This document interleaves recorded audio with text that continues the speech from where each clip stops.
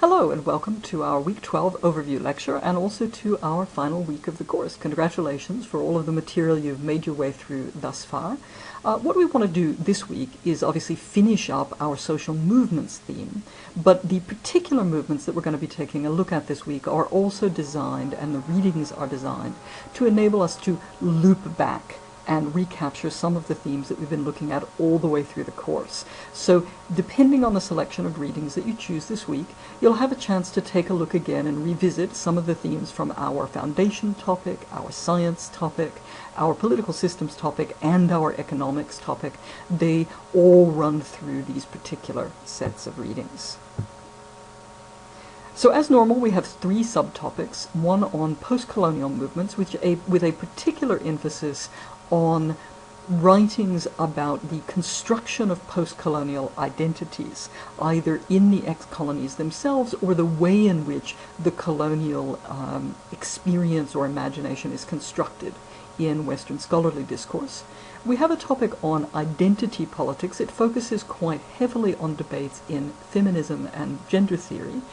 Last week, some of the readings that we included with reference to civil rights movements could possibly also have been included here, but since we've already discussed those in another context, I've focused this topic fairly specifically on unfolding debates around gender and orientation and sexual identity. And then we have a theme on environmentalism and the environmental movement, which loop backs particularly strongly on some of the issues that we analyzed with reference to science and how science understands itself and what its role is in the world. So in terms of your reading selections for topic 1 on post-colonial movements, there's a combination of readings that are from the mid-20th century, looking at construction of colonial identities from the standpoint of the colonies, and then more recent texts that are analyzing sort of contemporary debates over the construction of identities and the difficulty of ex-colonial peoples or indigenous populations around the world to define and determine their own identities in the wake of a broader scholarly and political discussion from the West that has various presuppositions about what those identities must consist in. So we have Aimé Césaire, who's analyzing colonization in the context of claims of European civilization. This piece loops back particularly strongly on some of our foundational theme works and also some of the early works we read when looking at our science topic. He's looking at discourses of enlightenment and the problematic character of the discourse of enlightenment with reference to the colonial experience.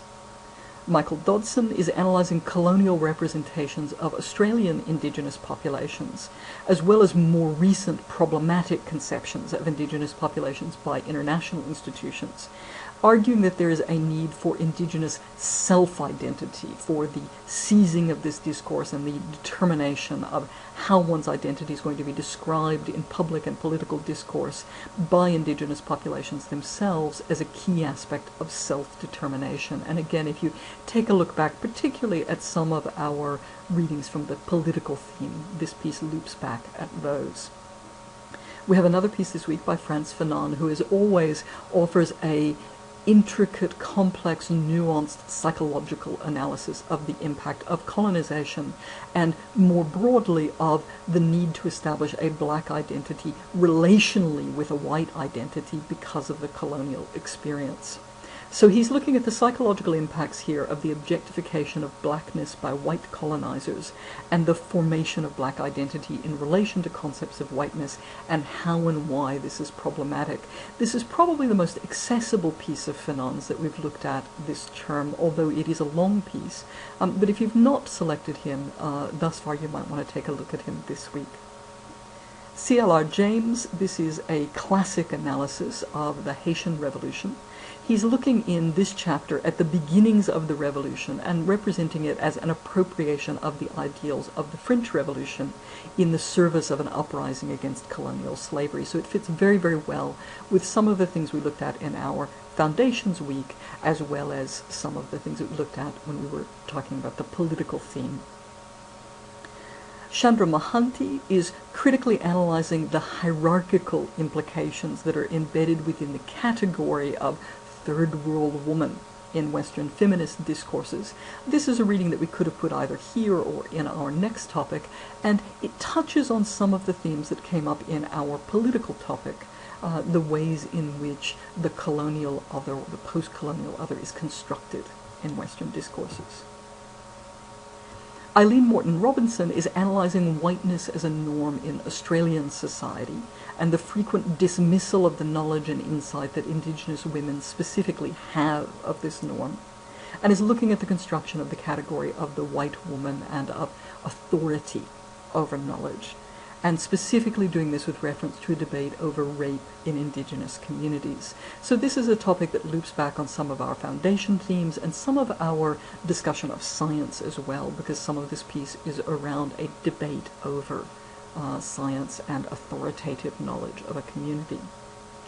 Kwame Nkrumah is looking at the category of neo-colonialism, looking at the political and economic power structures that have emerged when direct colonial rule has largely been supplanted through much of the world, but you still have very, very strong relations of dependency, and this loops back onto some themes that we discussed, particularly in our economic topic, but also to some degree under political systems.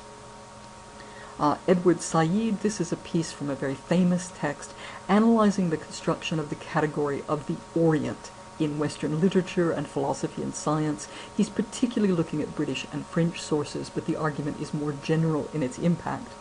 He's looking at this category of the Orient, which is something that he thinks presents itself as a scholarly discourse that is studying an object, but he thinks that it's more symptomatic than factual. It functions more as a sign of Western power and presuppositions and prejudices than as an actual finding about some real part of the world. It's a heavily influential text.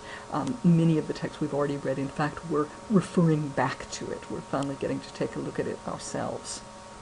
And then Gayatri Spivak, who is looking at the specific case of widow sacrifice. It's a difficult case to look into. It's the kind of thing where it's often easy to get people to express effrontery and to think that this is a reasonable thing to criticize. She's picked a difficult case study to use to criticize the way that third world subjects, and particularly third world women, are constructed in Western discourses, arguing that the construction is complicit in Western political and economic interests internationally. Okay. In our next topic on identity politics, as I said, there are a variety of things that we could have put in here. I've focused on gender to provide some coherence and sort of internal referencing within the readings.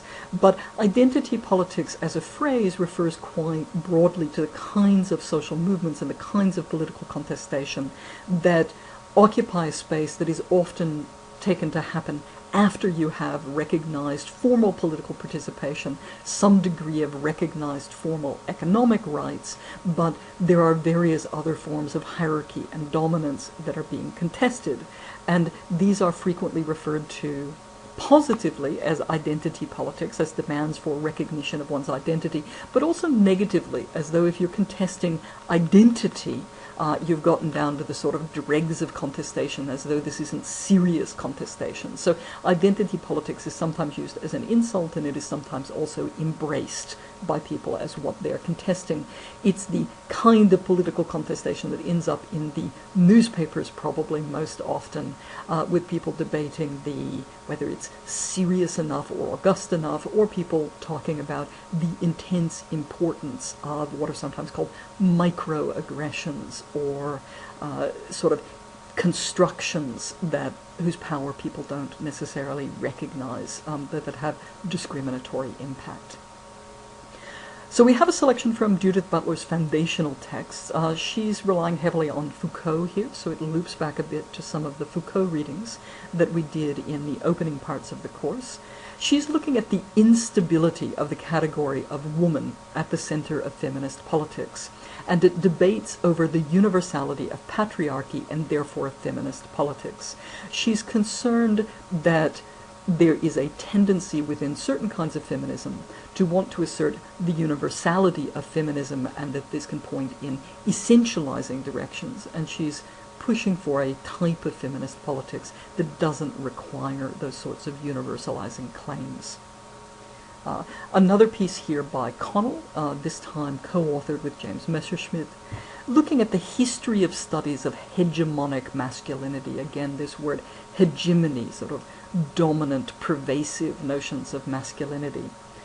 This particular piece is acknowledging the validity of a number of waves of critiques of the concept of hegemonic masculinity and trying to highlight areas for further refining and redeveloping the field.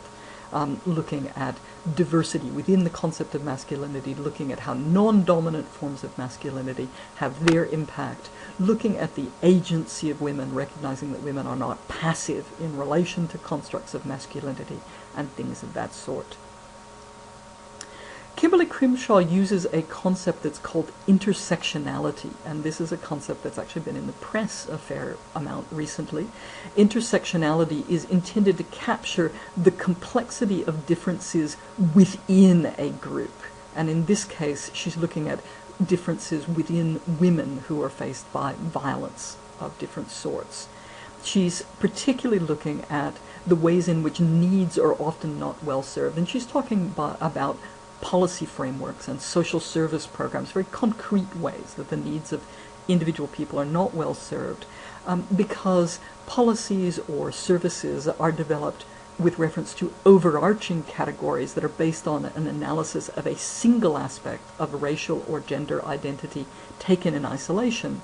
And she says that this kind of monolithic attempt to define what a problem is and what are the needs of the people that you're trying to help doesn't do well when you're working with populations where people have multiple identities and may have multiple kinds of both disadvantage and also positive support structures that are not well recognized if you're trying just to work with women, for example, but not thinking about women of diverse races, diverse sexualities, and the rest.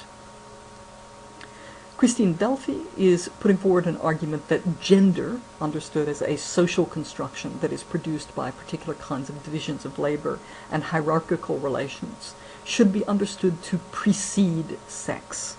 She's critical of notions that you've got a sexual binary and therefore obviously you're going to have some kind of sexual division of labor, some kind of sexual difference.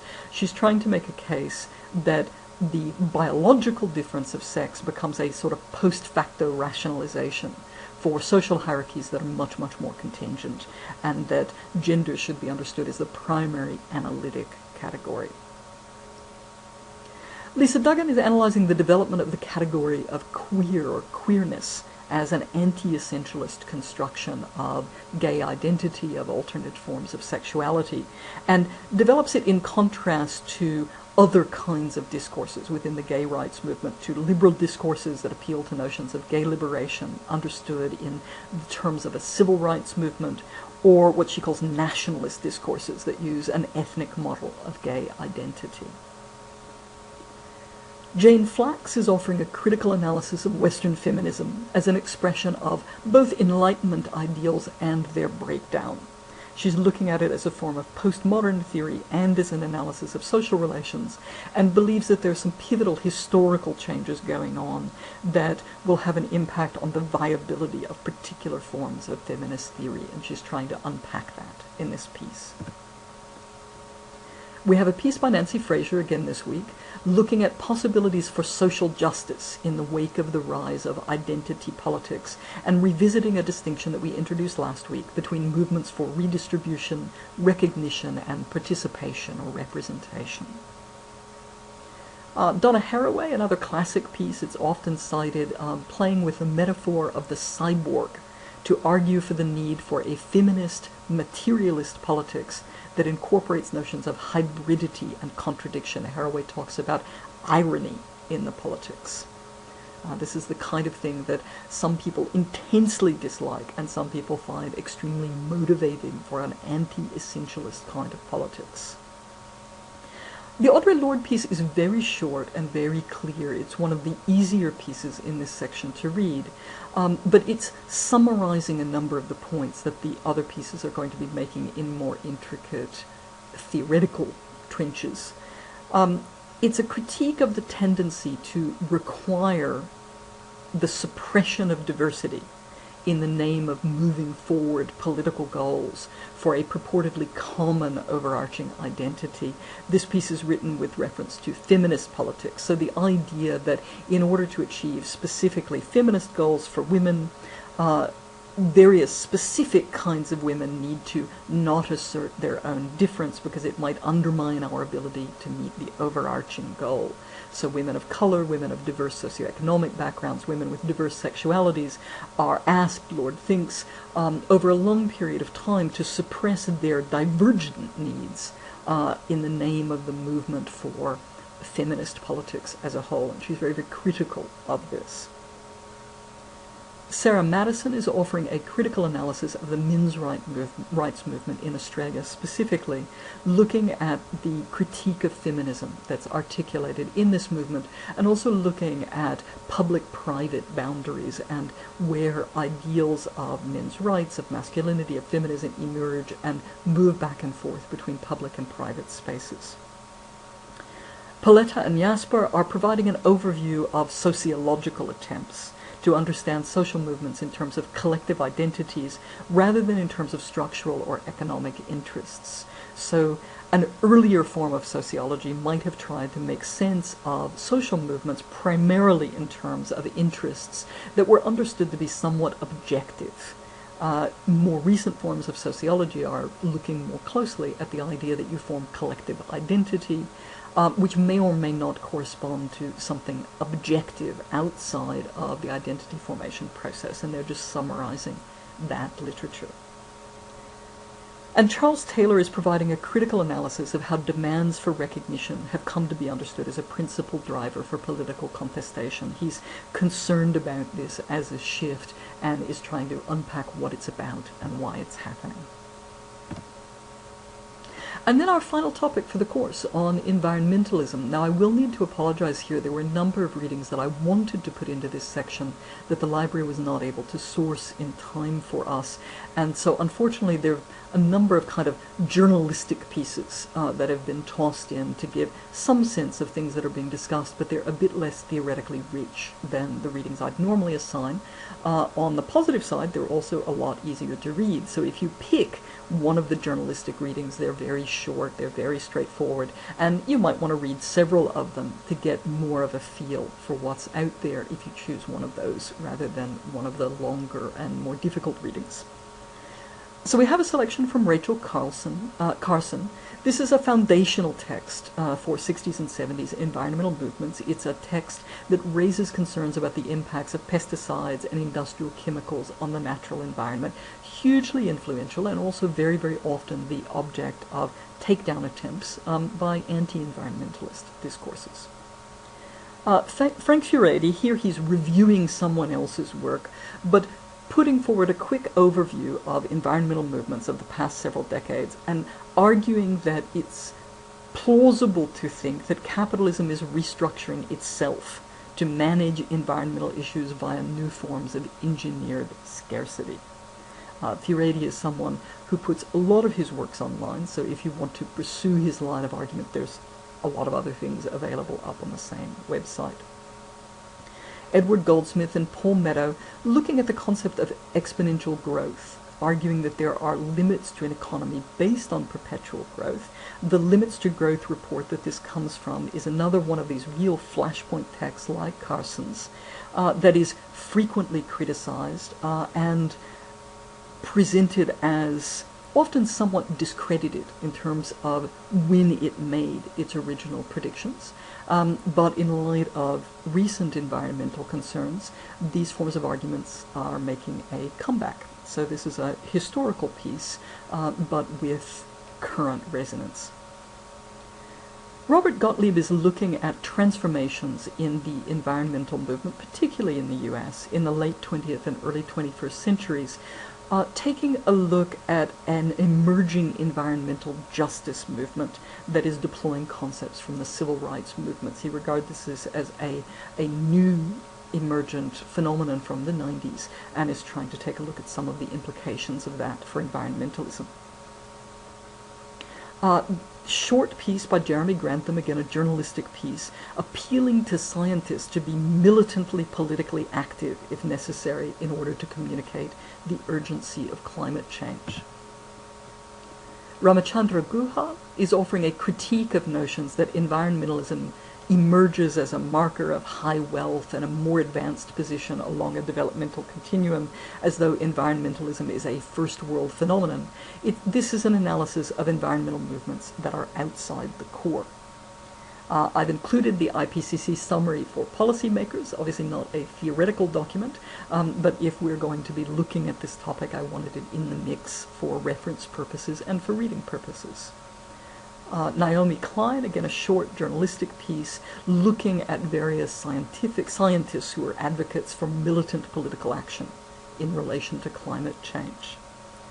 Bjorn Lomborg, who caused an enormous stir with this book a number of years ago. It would be interesting to think in class discussion about how well these sorts of claims have held up over time as more and more evidence has accumulated in the interim. But this book is a critique of claims of environmental movements, arguing that conditions are better than they're being represented to be, and that large-scale efforts are better invested in other directions, that there will be more bang for buck if we do other kinds of transformations than those currently being advocated at the time he's writing. And again, it could be worth playing it off against the more recent IPCC document to see where the evidence has moved on since he's written this piece. And then James Lovelock, who is associated with something called the Gaia hypothesis, that posits that the Earth is behaving as a living organism in aggregate. And this is an analysis of climate change according to that hypothesis, in which humans have become a kind of an illness that the Earth is going to burn off with a fever. Okay, now, all of the texts in this topic refer back to, in particular, the things that we discussed when we were looking at our science theme.